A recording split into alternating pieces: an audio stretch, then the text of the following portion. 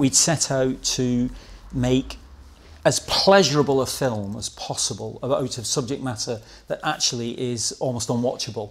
And that's very much in Irving's book. The book is hugely entertaining, despite the fact that it's graphically almost impossible to read sometimes. Imaginative, creative, open to listening to ideas. Very, very visually imaginative.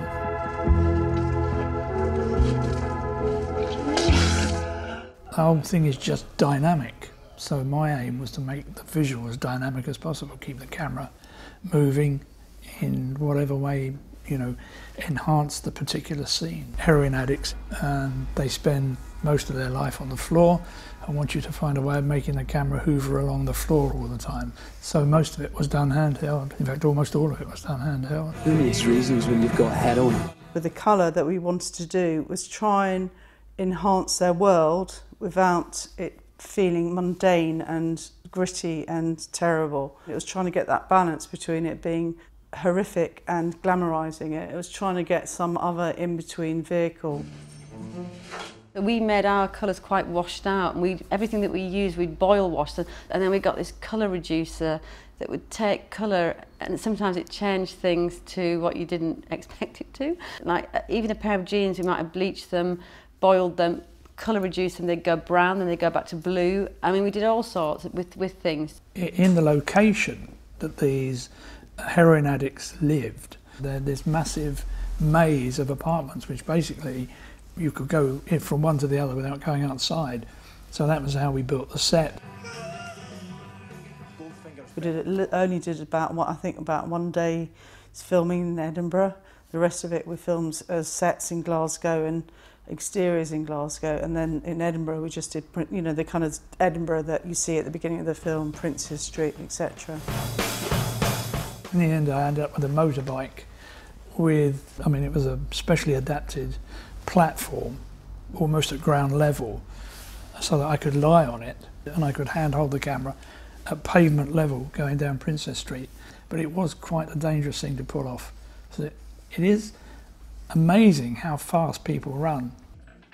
Everybody was in the film because it was such a low budget film that we all had a little part. I'm the nurse that does the HIV test on Ewan, and I was in it again. Actually, I had a really nice outfit. The other bit was cut because then me and Dale Winton then went into the game show, which was taken out of the film. I looked like a big tranny in that shot. I love that outfit. That's not in the film. The rushes were great. Every day, you know, another great scene, another great scene. But you know, when you actually put them together, you think, what am I going to do with all this? Because it's just one scene after another. There's not an awful lot of story here. You know, I really began to realise that the narrative was quite pretty thin. Clearly that we couldn't do a conventional job on the book because there isn't a conventional job to be done. It isn't really a conventional story. It's a series of vignettes set over written over many years, really, with the same kind of characters looping in and out of them, really. It was a surprise to see it when it eventually came out, that it made sense in the way that it did. But when you describe it, you can describe it in about 10 words. Because I didn't have any voiceover to begin with, which was added later. Although it was in the script, no one actually had done one. The centre was McGregor, was Ewan, actually just holding the centre and guiding you through it. And it'd be almost impossible to assimilate what's going on because it's so bold, the choices that are made. You have to have somebody trying to make that sense of that for you, and that's him. You know, he's the narrator guiding you through it. I think I preferred Danny's first cut, which was extremely long. And then when I saw the final, you know, cut, it obviously moved along a lot faster, a lot more pace to it. I mean, when you're making films, you never know what's going to happen to them. We worked on it and we all really enjoyed doing the film, but everybody was going, you know, don't expect it to be such a big hit because it's like, you know, what it's about and everything else. It's probably going to be a tiny art house film, so, you know, thanks for working on it. And we were like, I think it'll be a big hit. It's such great because it's a really good feeling throughout. We had been shooting a scene where they're sitting in a pub celebrating the fact that Renton has not been sent to prison. And so the next day we were watching the rushes at lunchtime in Andrew's office, and we watched the scene and the language was quite colourful.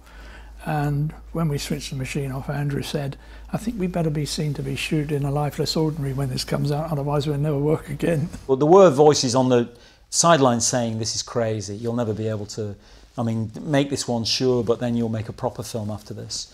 Drug films don't work, you know, what you're trying to depict, the accents, it's going to be impossible for people to access it. But it's also very humorous, it's very funny, and it's that is what you, to me, what Trainspotting, it's a story about drug addiction, but it's not really, it's more about those people and those characters and their interaction, that's the thing. We always felt that the book spoke to everyone really and represented a generation very, very strongly.